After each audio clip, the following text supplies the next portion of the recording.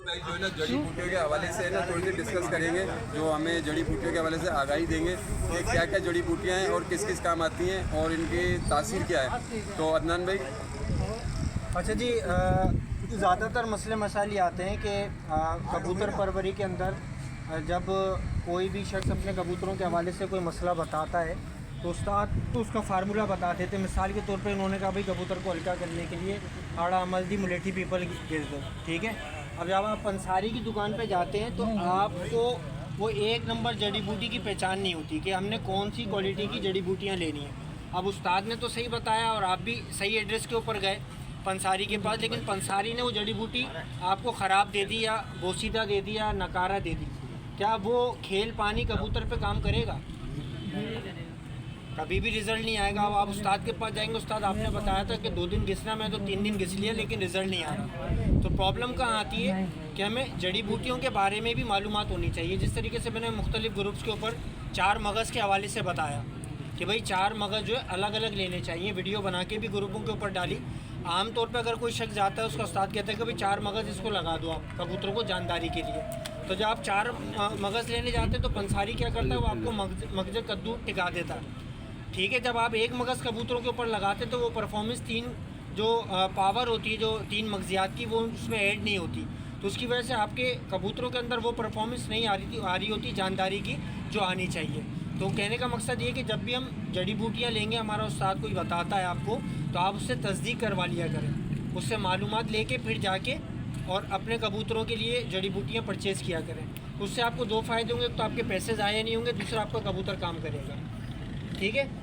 आज हमारे पास माशाल्लाह से सिकंदर भाई मतलब के ऊपर आए, तो सिकंदर भाई को मैंने 4 किस्म की सर चीनी दिखाई, कबाब चीनी जिसको कहते हैं, ठीक है। फिर मैंने उसकी क्वालिटियाँ बताई कि अलग अलग ये क्वालिटीज़ होती हैं। उन्होंने कहा अदनान भाई ये तो मैंने वाकई में अपने मोहल्ले में भी 1 नंबर जड़ी बूटी नहीं देखी। तो मैंने कहा अब आप खुद अंदाज़ा लगाएं कि अगर आपकी 2 नंबर जड़ी बूटी के ऊपर कबूतर 2 से 3 किलोमीटर परवाज़ कर रहा है, तो जब आप 1 नंबर की क्वालिटी लगाएंगे तो फिर उसकी किलोमीटर की क्वांटिटी बढ़ेगी नहीं बढ़ेगी? तो लाजमी बढ़ेगी। इसी तरीके से मैंने अकरकरा की क्वालिटीज़ दिखाई, 3 अकरकरा दिखाए, एक पाकिस्तानी, एक इंडियन और एक ईरानी, और इनको चेक करने के तरीके भी बताए। तो इन्होंने बताया कि अदनान भाई हमारी तरफ जो ये क्वालिटी का अकरकरा वहाँ पर नहीं मिलता है। सही था भाई? बिल्कुल बिल्कुल ऐसा ही। तो अब कोशिश हमने ये करनी है कि उस्ताद तो नुस्खे बता रहा है आपको, तो आपने भी थोड़ा सा उसके बारे में मालूमात लेनी है। और ये मालूमात आपको सिर्फ़ और सिर्फ अदनान काजी इन्फो ग्रुप के ऊपर ही मिल सकती है, या उस शख्स से मिल सकती है जो उसकी महारत रखता है या उसकी मालूमात रखता है। हम ये नहीं कहते कि सिर्फ हमसे ही मालूमात लें। अगर आपके अपने दूसरे ग्रुप्स के अंदर कोई मालूमात देने वाला, कोई इन्फॉर्मेशन देने वाला, कोई सीनियर मौजूद हो तो आप उसको पकड़ लें, ठीक है। उससे नॉलेज लें, उससे मालूमात लें, उसको इज़्ज़त दें, तो इंशाल्लाह आप देखें कि आपकी कबूतर परवरी के अंदर 4 चांद लगेंगे। और कबूतर का जो शौक़ है आपका, इंशाल्लाह वो आपके मोहल्ले के अंदर जो है ना आपका नाम रोशन करेगा, ठीक है। इसके लिए कोई भी रॉकेट साइंस नहीं है कबूतरबाजी के अंदर। सिंपल मैंने अपने ग्रुप के ऊपर बताया हुआ कि भाई 2 से 3 चीज़ें हैं। कबूतर अगर हमने दौड़ाने हैं तो उसके लिए सबसे पहली शर्त होती है कबूतर का सांस दम बनाना, दूसरी शर्त होती है सीना कुंदा खोलना, और तीसरी शर्त होती है उसमें जान डालना, ठीक है। 3 शराइत होती हैं। अब सांस दम बनाने के लिए हम लोग 5 मिनट कबूतर को उड़ाते हैं, दूसरे दिन कोशिश करते हैं 5 से 7 मिनट पे लेके जाते हैं, तीसरे दिन कोशिश करते हैं उसको 10 मिनट की हवा के ऊपर लेके जाते हैं।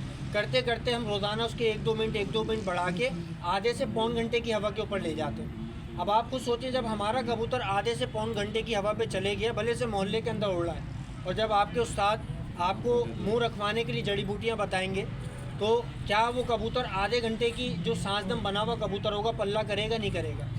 100% वो पल्ला करेगा और एक अच्छा रिज़ल्ट आपकी छत के ऊपर आएगा। तो उसके बाद आपने देखना होता था कि कबूतर गिरता क्यों है। गिरता हमेशा आपकी अपनी गलती से। कबूतर में कोई ना कोई फॉल्ट होता है, या तो सीना कुंदा नहीं खुला हुआ, या उसका सांस दम नहीं बना हुआ, या कोई मौसमी वायरल आ गया है, नज़ला जुकाम हो सकता है, उसमें बुखार हो सकता है। तो कबूतर हमेशा जो गिरेगा वो अपने मालिक की गलती से गिरेगा, ठीक है। अब कबूतर के अंदर क्वालिटी हमने डाल दी 3, सांस दम बना दिया, सीना कुंदा खोल दिया और जान डाल दी। इन केस वो कबूतर गलती से बैठ जाता है, तो क्या वो कबूतर जहाँ पर बैठा है सेदी की छत पे, वहाँ से उठने की सलाहियत रखता है? नहीं रखता। आपने देखा होगा कुछ सेदियों के कबूतर आपकी छत पे बैठते हैं और उड़ जाते हैं। तो वजह क्या होती है कि उस सेदी ने उस कबूतर का सीना कुंदा खोला हुआ है,